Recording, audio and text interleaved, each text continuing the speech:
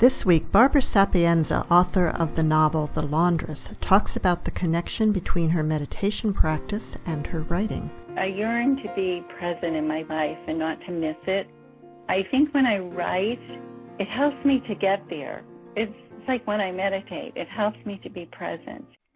Welcome to Writer's Voices with Monica and Caroline. And once again, I am your host, Monica Hadley, and once again, my co-host is my darling mother, Caroline Kilborn. Oh, yes. Well, thank you for that. Yeah, and it's a beautiful day in Iowa. I hope it is wherever you are, listeners. It really is. So we have today an interesting book. The author is, the book is first The Laundress, and the author is Barbara Sapienza, Ph.D. is a retired clinical psychologist and alumna of San Francisco State University's Creative Writing Master's Program. She writes and paints. I'd like to see that. And nourished by her spiritual practices of meditation, Tai Chi, and dance. Her family, friends, and grandchildren are her teachers. That's lovely. Her first novel, Anchor Out, received an IPPY Bronze Medal for Best Regional Fiction, West Coast. She lives in Sausalito, California with her husband. Welcome to Writer's Voices, Barbara. Thank you so much, Caroline. I'm happy to be here. Yeah, this book is very interesting. You know, I didn't know. I was just looking at the title. I thought, now what's that going to be about? Well, I found out. Oh, thank you. So is this your second published novel then? Yes, this is the second one. I published one 3 years ago in April called Anchor Out. And this is the next one. And yeah. And are they at all similar, or are they completely different? Well, I think they're very different. Anchor Out is about a lady who lives out on the water. She's 60 years old and in a former nun, and she's kind of finding refuge and trying to find redemption. So in some ways, the new novel is similar in that there's a search going on for, finding your inner home and that sort of thing. But they have very different ages and life wisdoms and that sort of thing. One lives in a boat and one doesn't. They're a little different. Have you ever lived on a boat?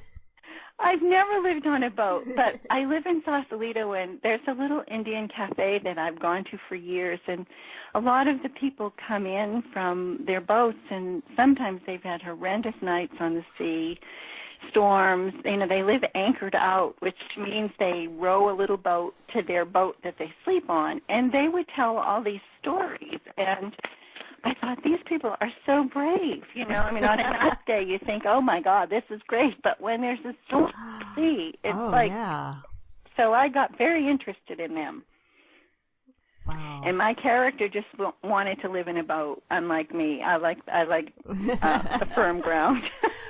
Well, I never thought about trying to live on a boat, except there's this yacht that you can buy a condo on this gigantic yacht, and the condo association decides where it's going to sail to, and so it sails all around the world all the time, and you can get on and off, wherever you want, and that to me sounded like it could be a lot of fun, but you have to be pretty very exciting and very expensive. Right. But wouldn't that be a great way to see the world? Yes, I had a niece who, one of her college years, a junior year, she spent on a boat, and she went everywhere. She went to Vietnam, she went to India, and she just sailed, and the teachers were on board, and, medical people were on board, and she said it was the most incredible experience she's ever had, Was it like a whole semester on board? Yeah, I think it was a whole semester rather than a year. That would be so awesome. So you tell your grandkids and your kids those things. Well, of course, now with the coronavirus, we probably don't want to go on a boat. Yeah, I know. That is the other thing. I don't think I'll ever neither of my kids ever wanted to go on a cruise ever. And I was trying to convince my son maybe over Christmas this year that a Disney cruise would be so cool, with the grandkids. And he's like, no, we're not doing that. I'm not getting on a cruise boat. And he was right. He was right. The right thing to do. Not in the days of cholera, love in Yeah. the days of cholera. They're on this boat going back and forth, Wow. So the laundress, you have a young woman of Italian descent who has lived in San Francisco since she was 4 years old, and kind of finds herself adrift. So she may not be on a boat. There she is. She is She's on a boat. Oh, that's great. A boat of her own making. How did this character come to life? Lavinia. Where did you find her? Well, I was in a class, and the teacher was saying, okay, write about a character and give the character some quirks. So I thought of this young girl who chewed gum, who twisted her hair, who said, who was about 25. And I thought, and her name was Lavinia. And I do have a friend. Her name is Serena. She's giving me permission to use her name. And I said, how did you get that name, Serena? And she said, well, she was born in Italy, and it was a custom among some Italians in the South to name that if they had a pretty last name, they would just give the first name. So I thought, oh my gosh. So I called her Lavinia. And I didn't really know much more about her, except that she liked to drink coffee. She liked to chew gum. She lived in San Francisco, and she had a friend who was an older man who's the Jack Luce character, who's kind of becomes he's sort of into time and clocks. And I wanted her to be looking at time because I think time is so fascinating. So that's how I started with those two characters. Oh, well, I was wondering. Now, tell me this: are there really people who have that profession as laundresses? Are there really people that do that? I don't know if they do that anymore. I know it's kind of like in the novel, the barista asks her, well, laundress. That's kind of old Victorian or something.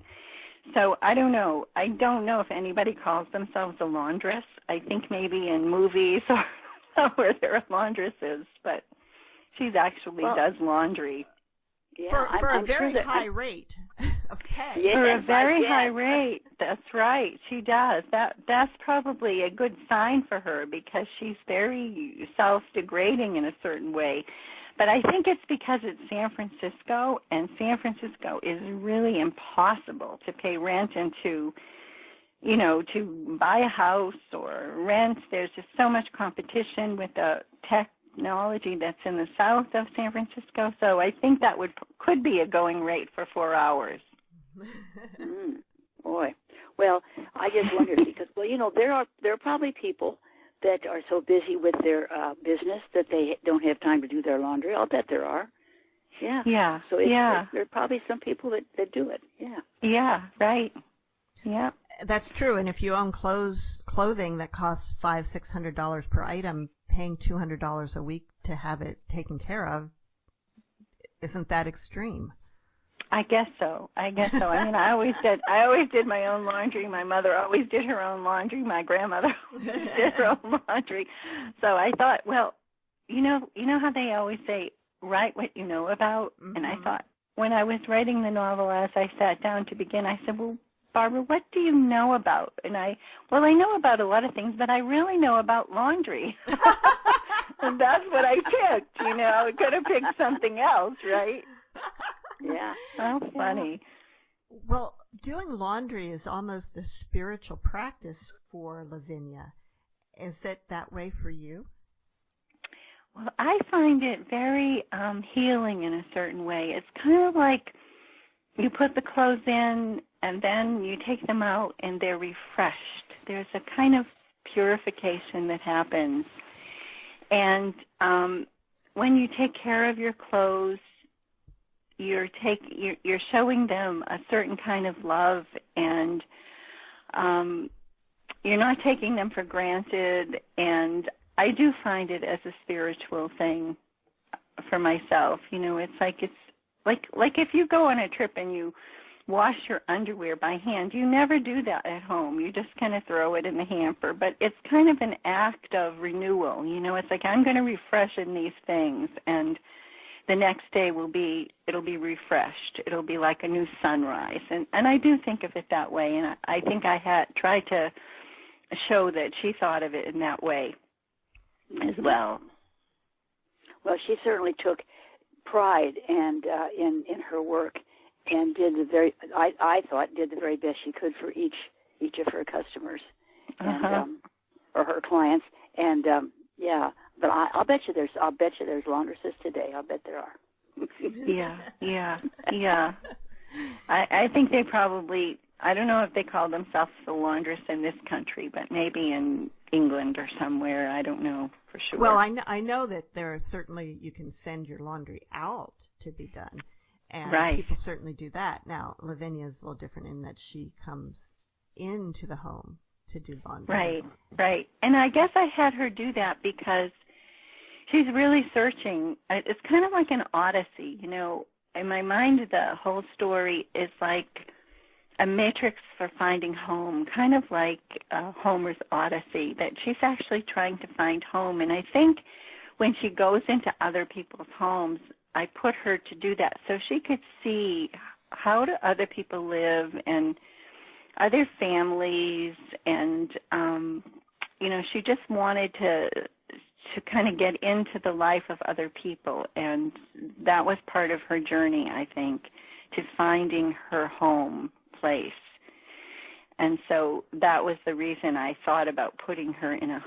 I mean, I didn't really think about it, actually, Monica and Carolyn. I just had her go into people's homes. But now that I think about it, I think, yeah, she's searching for something, you know. Yeah, of course, for the most part, she had a bunch of weirdos that she went into their homes. But yeah, really, didn't she? Yeah, she did, really.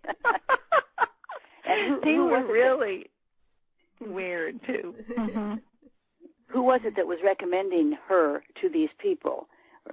It was her dentist, and I think in my mind her dentist was, when her uncle Scott left her to go back to Naples, he put her in connection with the dentist who she had worked for. And he was the one who was giving her referrals. So I think those referrals came through Sal's asking him to, you know, watch out for Lavinia. So all the referrals came through him. They might have been his clients, or I'm not sure. Okay. Well, I know the people that her clients had referred to this person and seemed to be very sure that he knew what he was doing, so they were confident that she would be okay, you know. So Yes. Okay, good. Except for that one. There was one guy there that was really kind of troubled, very troubled, and yeah.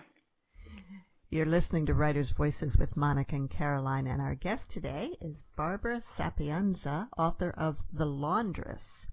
So you started out with this character in response to a writing assignment. At what point did you think you had a novel for her? Yeah, well, I just started writing then, and I wrote every day, and eventually, you know, she wanted to be in certain places, and just like that woman who wanted to live on a boat, I handwrite my novels, and I just find that the character will just tell me what they want and what they need and who they are, and so I kind of follow that. And I was just following her through North Beach and into the Mission District of San Francisco and back and forth and up and down the hills. And pretty soon this story emerged. And I didn't really know what the story was. And recently, like about, I would say within the last 3 months, I thought about my grandmother. My grandmother was born in like 1896. And she came to not to California, but to Boston as a little girl at 4 years old. And I didn't know when I was writing this story that maybe I was trying to understand my grandmother coming here to the California. No, I keep saying I wish she were in California, to Boston. And then her father left her and her mother and her sister and went back and never came home. So she was a little girl at 4. I didn't really ever talk too much to her about this, but I think in the psyche, it was wanting to come out in some way. And Lavinia was that little girl. And it just gives me chills because I never, I think we, as writers, we're it's very subjective, and we're working on something. That's how I feel about it, for me anyway. And I think I was looking at her story in a certain way. I'll bet you were. Yeah. Yeah, because she came at 4, and her mother was left with the 2 daughters. They worked in a factory in Boston, and life wasn't easy for her. And I just and she was my most she gave me such unconditional love, and I think somehow she had to be in my story somewhere. And that's when I let myself write every day. I'm writing about an Italian girl, who's kind of looking for her parents, and so it's so funny. So you say that you just start writing by hand, and yes. Do you end up then with that you have to cut a lot after the story emerges, or how do you then rearrange things to make the story work?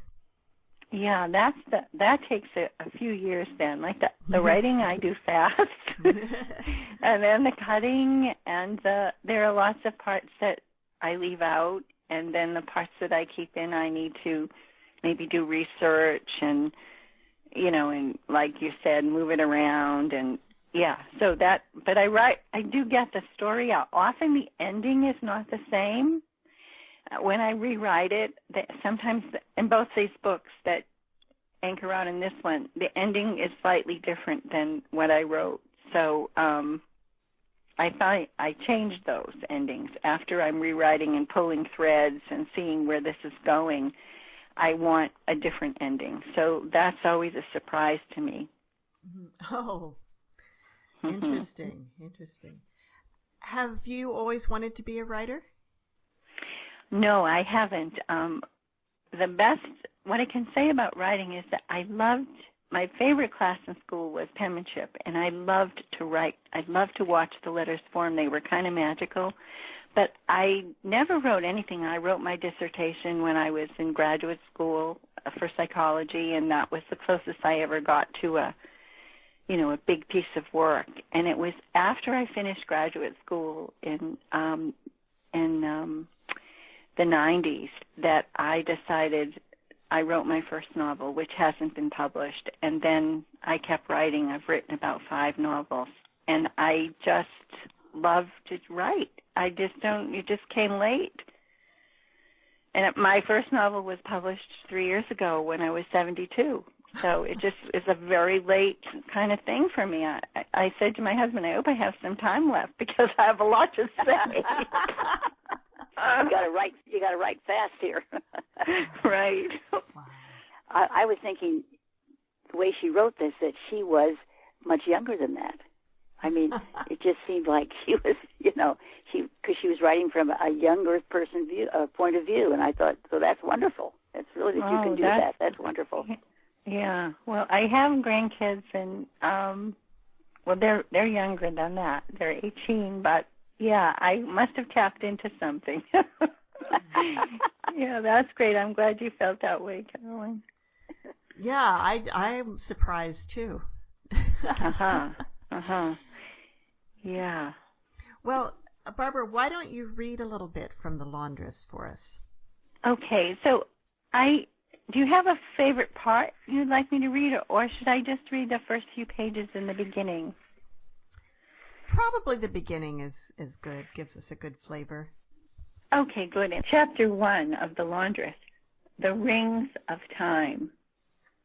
Lavinia walks toward Columbus Avenue in San Francisco from the Mission District, wearing her work uniform, black straight-leg jeans, a men's tuxedo jacket, and her T-strap shoes. She carries extra bubble gum in one pocket, and in another a few tiny fig leaves. she harvested from a backyard tree.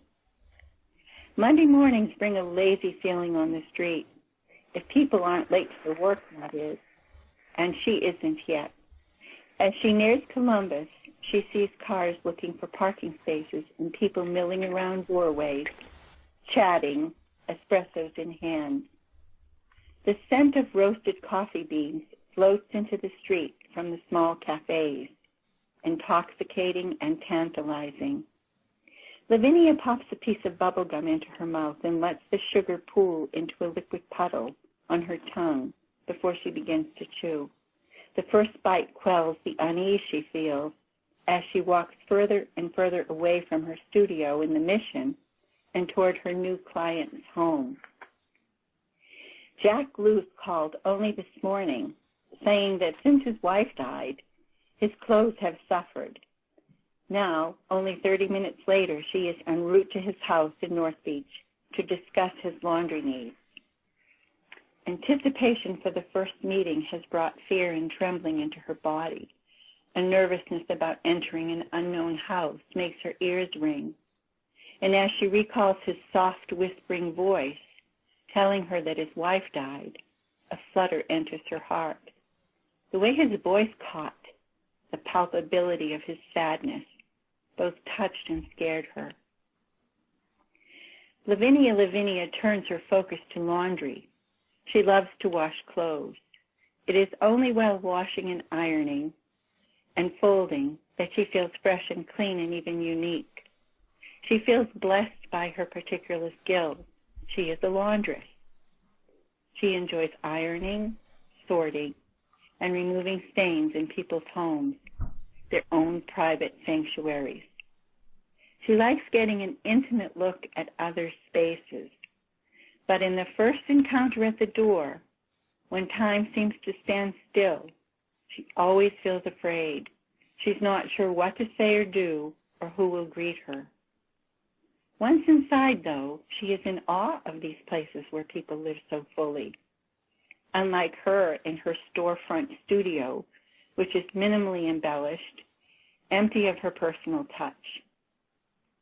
With its long, narrow front room, her space is like a barn, more suitable for a horse than a young woman. She decides to stop for coffee at Cafe Falcone in the 10 minutes she has before meeting Mr. Luce. The coffee aromas answer her misgivings and pull her inside the cafe, where she joins 6 people waiting to order. The wooden tables scattered about seem to say, "Sit down here and sip your latte." She orders a double espresso and stands at the bar instead to drink it, the way they do in Italy. The espresso slides down easily. She pays the barista, a young, good-looking guy, and places a piece of bubble gum in the tip jar before leaving to find the small street off Columbus where Mr. Luce lives. She's in the habit of tipping with bubble gum. It's something she started doing when she was in first grade. It endeared her to her classmates, and now it, along with the fig leaves, has become her signature. The good-looking guy's eyes seem to pop as they follow her hand to and from the tip jar. She can feel him still watching as she strolls back out onto Columbus. The neighborhood is a revival in Lavinia's eyes. North Beach's Italian bakeries, cafes, and delis interlace with Chinese restaurants, butcher shops, and outdoor markets. Every other place on the block is a patchwork of color, vibrant and seductive. Although Mr. Luce's place is near the cafe, its location on a small cul-de-sac brings it a sense of privacy as a neighborhood home. Lavinia enters the vestibule, presses the white buzzer next to Mr. Luce's name, then grasps a piece of her silky hair in her fingers of her right hand and begins to twirl into a tight twist as she waits. He buzzes her in just as she snaps a bubble with her tongue. She opens the door to the inner foyer where mailboxes, a wooden table line the wall. The entryway is carpeted in beige wool. Her feet press into luxurious carpet, soft and spongy under her feet, a welcome contrast to the cement sidewalk outside. The carpet has a few mean stains, that make her wonder who spilled or dribbled. Was it a kid? Lovers playing? An old lady with trembling hands? She immediately focused on what she would do to remove them should she get the job. The aroma of dried lavender permeates the entryway. He told her on the phone to come up one flight and his door would be on the right. She notices an elevator on the left side of the hallway. Old-fashioned, small, but she takes the stairs as instructed. At the top of the stairway, she knocks on the door marked number 2 and waits with her ear to the wooden door. Footsteps approach, and she jumps back a little. When the door opens, an elderly gentleman stands before her. He's tall, thin, with white wispy hair and glasses with dark frames. She notices the crease in his pressed slacks and the starched collar of an otherwise soft blue cotton shirt. She imagines pressing its long sleeves, smelling the clean cotton thread. Mr. Luce says hello and smiles at her, ushers her inside his flat.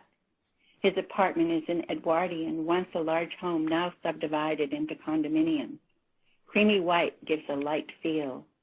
The decor is soft and clean, splattered with fabrics too flowery for her taste. Assorted family photographs adorn the furniture. On a side table sits a bouquet of fresh yellow roses. On a mahogany dining table, set in a small alcove by the window, rests a starched blue linen tablecloth, beautifully ironed. She feels her body relax. Please, sit down, he points to one of the dining room chairs. His voice soft, as it was on the phone, puts her at ease. Thank you, Mr. Luce. Oh, please, call me Zach. This work relationship won't be a formal thing, you know. I just want someone to help me keep up with my laundry. I used to do it myself, but since Elsa died, I'm not up to it anymore. I think I did it for her. Lavinia lowers her head at hearing his wife's name. It brings death too close for her comfort. The fact that this house has seen death scares her. She touches the smooth skin of the fig leaf in her pocket. What exactly do you need? She eyes his cotton pants, his long-sleeve shirt. I like my bed sheets washed every week, and then there's kitchen linens and tablecloth and napkins. He looks toward the blue-covered table. Thinking how strange it is to keep up with this business of linens with his wife dead, Lavinia says instead, nice flowers. Okay, that's a good place to stop. Okay, thank you. Yeah, thank you. That was Barbara Sapienza reading from The Laundress. Fig leaves. The fig leaf fig leaf. That's curious. There's a fig leaf on the cover of the book, and they show up throughout the book. What's the significance of fig leaves for you? Well, for me, they're the tree of the gods. They give these most beautiful little fruits that can be sweet and round and soft, and they're very special as a food to eat, and they're very special as an ancient tree, and I wanted to combine that. And I know in Italy, figs are really a big thing. You know, they import them, but I think mostly it's a symbol. It's a symbol of antiquity or something. Much of the book is kind of the setting, the neighborhood is an important part of the book. And this is in San Francisco, North Beach, and what other neighborhood? The Mexican district. It's called the Mission District. The Mission District. So how did you live? Have you lived there, or how much have you spent a lot of time in those neighborhoods? Well, I spent a lot of time eating delicious burritos and tacos in the Mission District.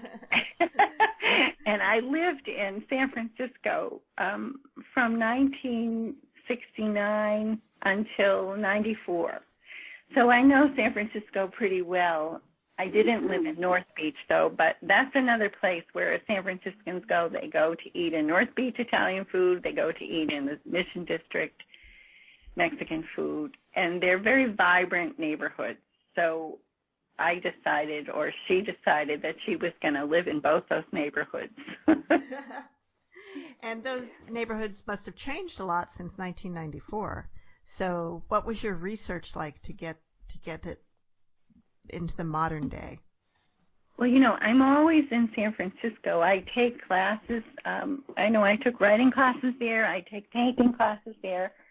Many of my friends are there. So I would say before the coronavirus, where we're all sort of staying put, I was in San Francisco maybe 4 or 5 times a week. Oh, so it's very close to where I live. It's just over the Golden Gate Bridge, and so I'm there all the time. And my art class was in the near North Beach, and I have friends who live in different parts. So yeah, my research was mostly because I've been around there a lot. Well, that makes sense. Yeah. Those were the exact 2 questions I was going to ask, Monica. Oh, really? Yeah. Great minds think alike. It seems like Lavinia is a bit. She becomes very introspective during the novel, but it seems like there's a lot that she never really thought about before. So what is the trigger for her becoming so introspective and really trying to figure these things out when she kind of ignored it previously? Yeah, that's a great question. I think what happened is she was on a good course when Uncle Sal lived in San Francisco. And when he left her before she was going to graduate from school, she kind of had a regression, I think, and she remembered that everything was a secret from Sal. He never told her about her mother. She didn't know about her father. She didn't know her grandparents, who were Sal's mother and father. And when he left, she became very depressed and angry, and she remembered that something was missing in her life, and she started to have these dreams about her mother and about the laundry, her mother doing laundry, hanging laundry out the window and calling her in a beautiful voice. And she remembered that she had this opportunity to ask Sal, tell me about my mother, and he would cry. And he would cry because there was some terrible secret that happened, but she didn't know what it was. So I think after he left, to answer your question, after he left, she just was traumatized. And then she began her search. And her search took her to the laundry, and it took her to her best friend, whose mother catered to her and loved her, and it took her to the barista, and it took her where she needed to go. Yeah. And she realizes that she knew absolutely nothing about her father. Nothing. And so she is determined to learn more about him. She at least knew who her mother was, but she didn't even know that about her father.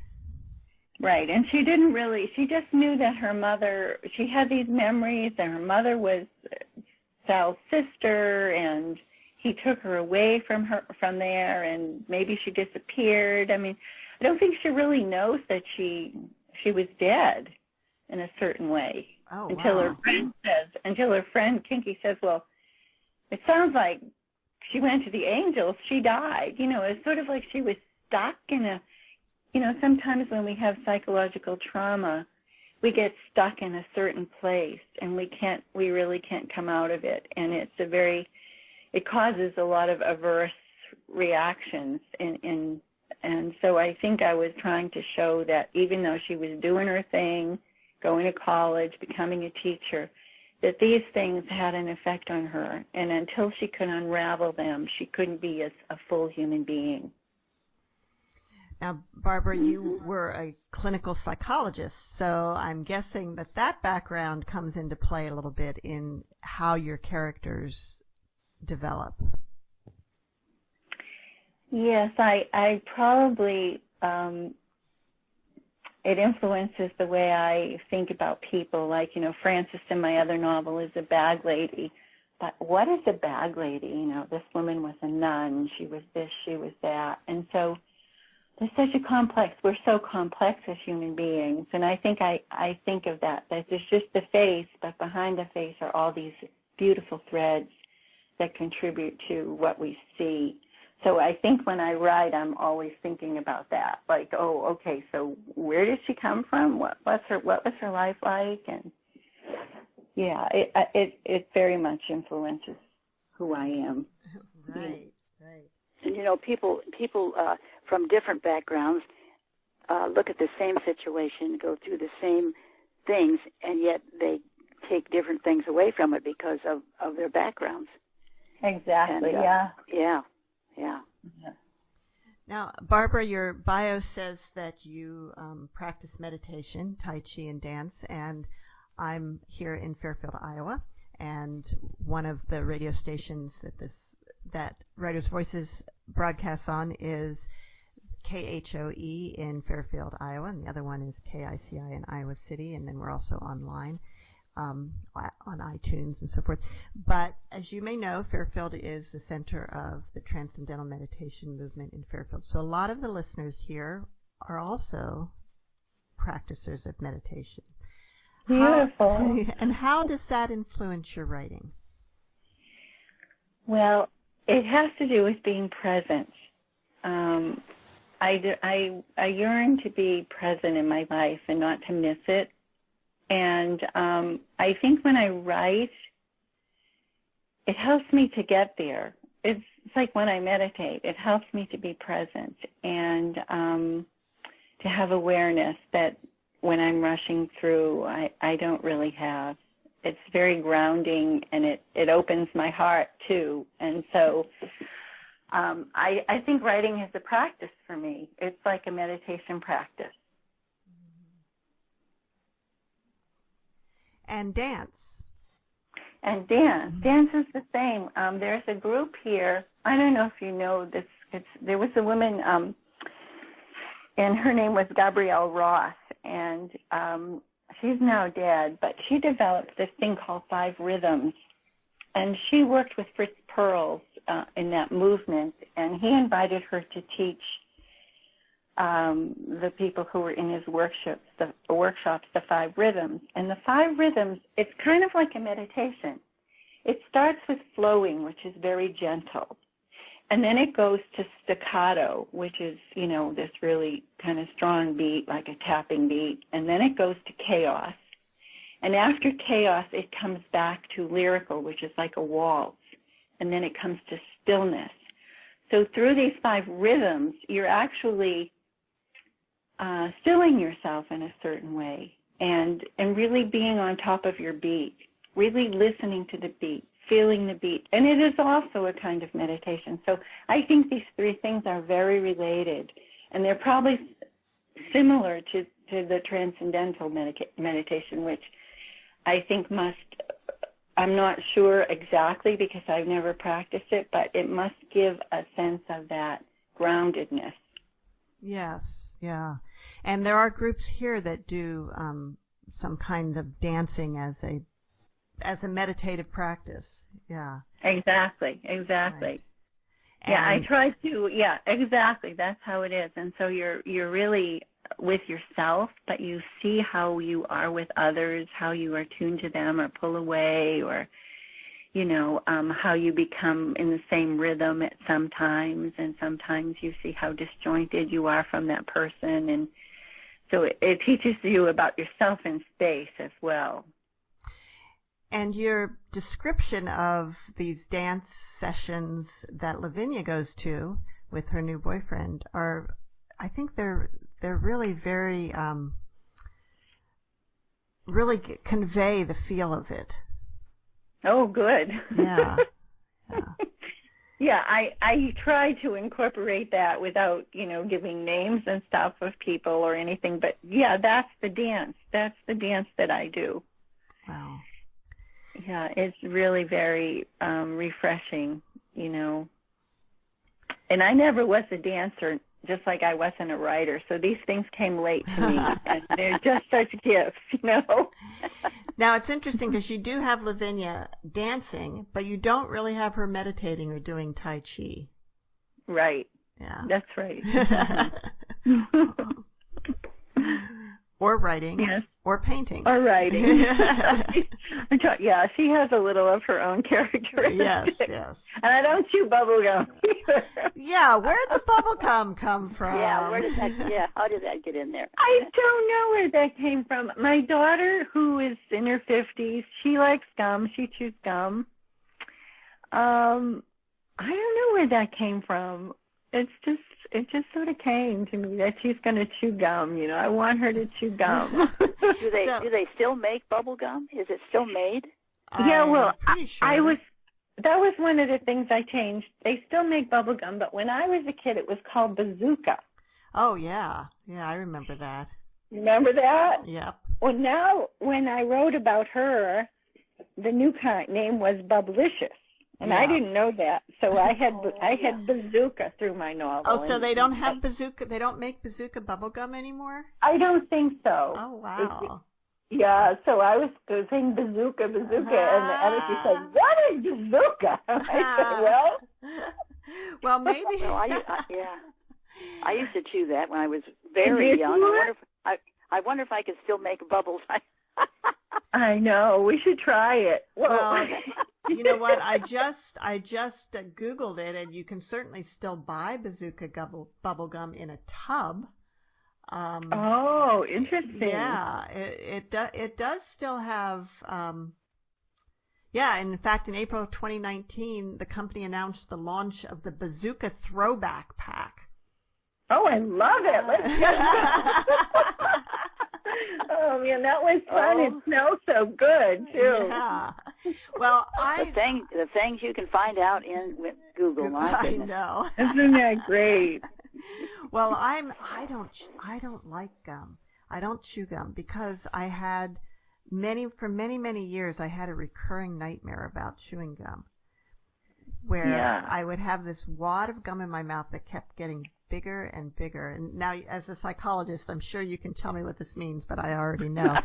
So you already know. I already know, yeah. The wad keeps getting bigger and bigger, and it has no flavor. And I don't want it, and I keep trying to spit it out, and the more I spit it out, the bigger it gets. So. Oh, yuck. Yeah, I know. So I do. On the very rare occasions I chew gum, I chew it for about 10 minutes, and then I spit it out. So, yeah, that's a good idea. Yeah. And the thing is, what's the use of chewing it once that sweetness is gone? Right, exactly.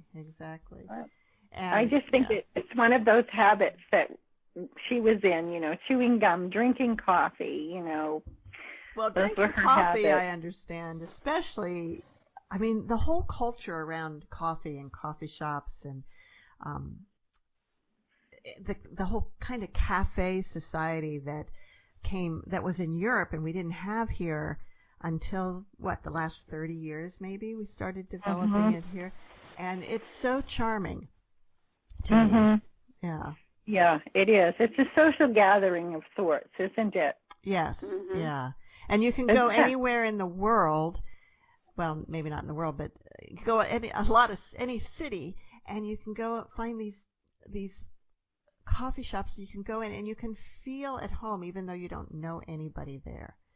Yeah. I wonder if it's the smell. Yes, and the ritual aspect of it. Yeah. Yes. Yeah. I didn't drink coffee until I was almost 40 at all. Never drank it. Never. Wow. You didn't grow up. We didn't. The reason was because her father and I, neither one of us drank coffee, so she didn't grow up around coffee. I didn't. Although Grandma Clements did, but I didn't. But yeah, I didn't grow up around it, and I thought I didn't like it. And when I was married, and my former father-in-law, who's passed away now, but it was very traditional farm family, and anyone who comes in the house, the first thing they do is, do you want a cup of coffee? They offer a cup of coffee. the moment you step your foot in the door. And for the 20 years that I was part of that family, every time he offered me a cup of coffee, I never once said yes. And still, every time I stepped in, he offered me a cup of coffee. Yeah. It was kind of a social hello or something. Yes, yeah, it was. Like, hello, Monica, here's your coffee. And when I learned to drink coffee, it was about the time my daughter was getting into. She was a teenager and wanting to drink coffee, and we had a good friend who would make very sweet lattes and so forth, and that's how I got hooked on it. Probably with 400 calorie lattes. Now I've matured my taste a little bit, and even though I still like cream and sugar and a sweetener in coffee, I can get by with a whole lot less and have more of the actual coffee flavor. Yeah, that's great. Yeah. So, Barbara, tell us a little bit about your path to publication. Oh, my past one? Your path to publication. Oh, my path. So you said yeah. you've written 5 novels, and this is the second one that's been published. So how did you decide? Had you tried to publish the earlier ones, and how did you decide it was time to publish? Well, the first one that I wrote after I finished graduate school, I workshopped it at Book Passage, which is a store that we have near us that has events, or had events every day, a couple a day till the coronavirus. But I finished it, edited it, and then I sent it out to about 30 people. This was like in 1990, maybe. And I got some really sweet letters, and they said, keep sending it, but we're not ready for this. So I stopped. I wrote another novel after that, and another novel. And it wasn't until Anchor Out that I wrote the novel that I met Brooke Warner, who is the publisher of She Writes Press, which is called a hybrid press. Do you know about that? I believe so, but why don't you tell our listeners a little bit about it? Okay, so a hybrid press is you have to submit your manuscript, and they decide whether they want to publish it. But the difference about the hybrid press is that you pay some amount of money, as well as in return you receive a art director, you receive a project manager, you receive editorial services, you receive distribution. But the big difference is you have to pay up front rather than getting a advance. You get no advance. But what they do is they give you more money for each book. So traditionally if you've gotten money, you don't really get much money for each book. But in this case, they give you like 60% of what the book costs. So I went with them, and I had a great editor, and I had a great art design cover made, and all the things that a traditional publisher would do. And then they distribute the book, and it's not self-publishing. It's the woman who started it actually was in a small, she was reading the manuscripts that came in for Seal Press, and she saw a lot of novels that were just getting, they just didn't have a chance because they either weren't by people who already had some kind of a connection, or so she decided at that point to start her own business, and she did this I think it's been a good 10 years that she's been publishing women, and it's all women's work. Mm. And their website says it's founded to serve members of She Writes, the largest global community of women writers online. And so are there more other things that She Writes, that community, how does it help writers? Well, you know what's really interesting is that you don't feel alone, because I think writing like for instance, if I went with a big press, I really wouldn't be talking to other authors. But in this particular group, we help each other. Like if somebody says, oh, I just got an IFFY award, and, people will say, oh, that's great. And someone else might say, I'm wondering, is it a good idea to do podcasts, and how do you get that going? And then so we help each other. We have this like secret, what do you call those, a Facebook group. Mm-hmm. So, and then she has, every 2 years, she has a meeting. It was in Arizona, and a lot of us got together and we met each other and we read to each other, and we had Jasmine Ward come as a guest speaker, and we have people from the industry come talking about different aspects of promoting your book. So she also started a university. She has an online university, Brooke Warner, and she offers a lot of opportunities for her writers.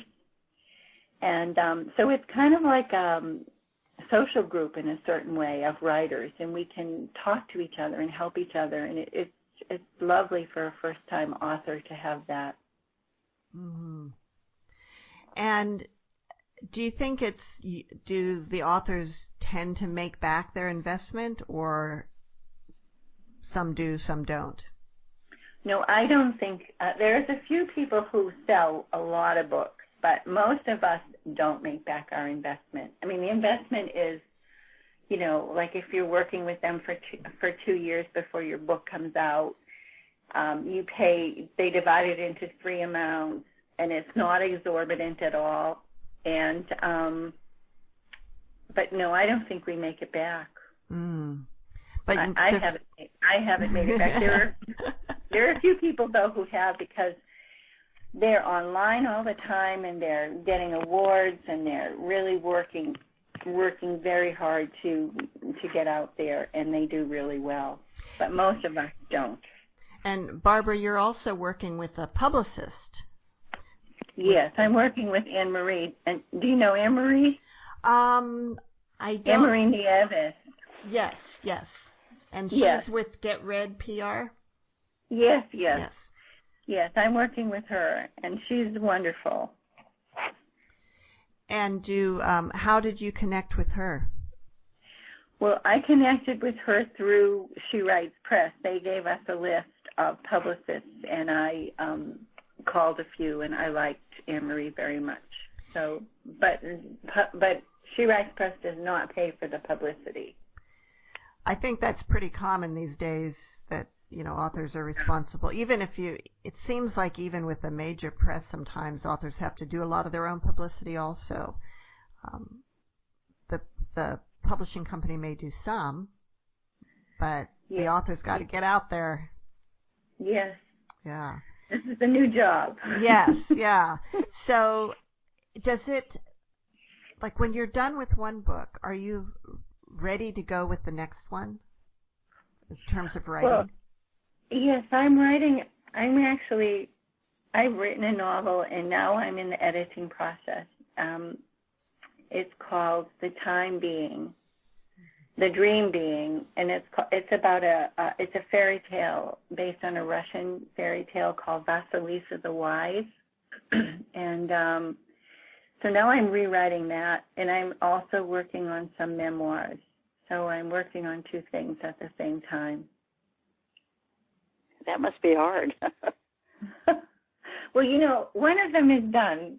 The Dream Being is done, so I'm in the editing phase. The other one is the more creative phase, like how do I want to write a memoir, and, how do I put these little stories together and find the connecting thread.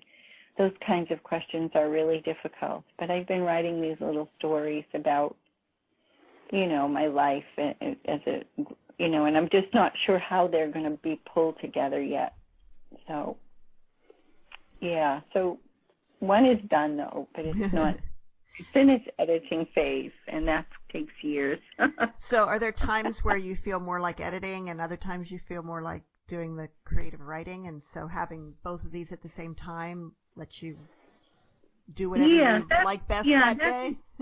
Yeah, that's a good way to put it. Yeah, sometimes I'm really inspired. Like I'll have a little story that I want to write, and I'll write it, and then I'll just put it in my file with I call it Sweet Tears. That's my memoir. It's called Sweet Tears. Nice. Thank you. I put those sweet tears all together, and then I work on the dream being. Wow. Yeah. You like to write with pen and paper, or is it pencil and paper? I use a pen. You use a pen. So do you have a specific ritual to that? Certain type of paper, certain type of pen, anything? And how does writing by hand affect your writing? Well, I write with a pen that has like one of those rolling ball pens, and I use a fine point. And I write in little notebooks, and I write without editing. I don't stop and write. I don't write and then reread it. I just kind of write. And I write the story that way. And maybe the next day I'll look at the last line, and then I'll start writing. And I really rely on my psyche to help me with the story. So that's the actual mechanism. And I use my hand because I feel that it connects me to my body in a certain way. It just, it's like there's a flow of energy between my limbs and my heart and my mind. And so that's how I write. And then I do all my editing. I have to then type it in after I write it, which takes a long time. And then I start editing it. Yeah, I can understand that connection between the hand and mind and heart.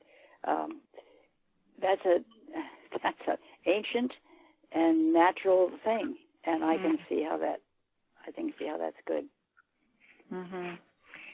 Yeah, and there's one thing I do, Caroline, that's really interesting that I learned from a workshop I did, and it was by a woman who was talking about healing and using your non-dominant hand.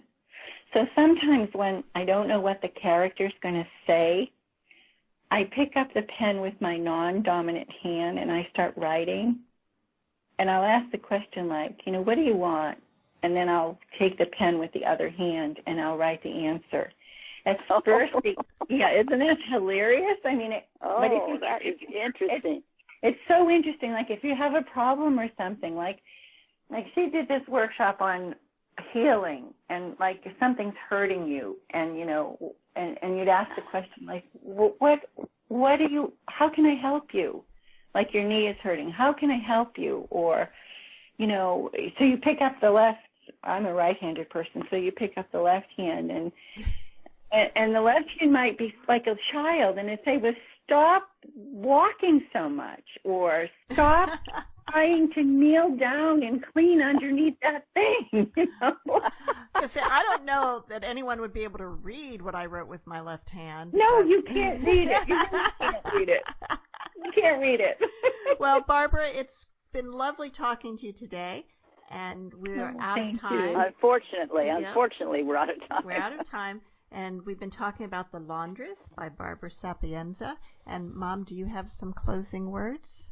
Yeah, I do. In this story, this young woman finds herself in a difficult situation, but she has friends. And sometimes the only way to endure one of life's difficult situations is to remember that reaching out in kindness helps to heal many wounds.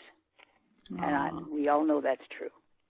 And that's definitely a good thing to remember now in this time. Yeah. So thank you, Barbara. You're welcome. Thank you. And thank everybody for allowing this to happen. It's a beautiful thing for me. Oh, you're very welcome. And bye-bye. Bye. Thank you. See you all next week on Writer's Voices.